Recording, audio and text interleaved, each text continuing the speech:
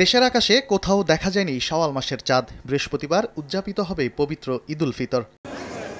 মঙ্গলবার সন্ধ্যায় বাইতুল মোকাররমে ইসলামিক ফাউন্ডেশনের সভাকক্ষে জাতীয় চাঁদ দেখা কমিটির বৈঠক বসে। সারা দেশে থেকে নেওয়া তথ্য পর্যালোচনা করে কমিটির সভাপতি ও ধর্মমন্ত্রী মোহাম্মদ ফরিদুল হক খান জানান, দেশের 64 জেলায় কোথাও চাঁদ দেখার খবর পাওয়া যায়নি। বৃহস্পতিবার উদযাপিত হবে পবিত্র ঈদ উল ফিতর।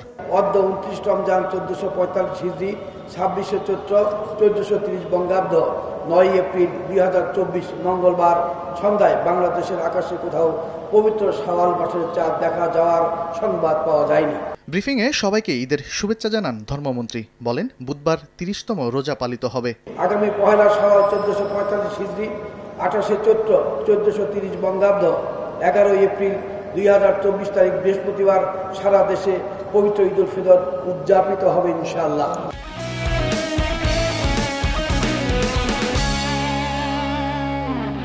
বুধবার মধ্যপ্রাচ্য সহ বিভিন্ন দেশে পালিত হবে পবিত্র ঈদ উল ফিতর। সৌদি আরবের সঙ্গে মিল রেখে দেশের বিভিন্ন স্থানে ঈদ উদযাপন করেন কিছু মানুষ। তানভীর হাসান মেঘ, সময় সংবাদ, ঢাকা।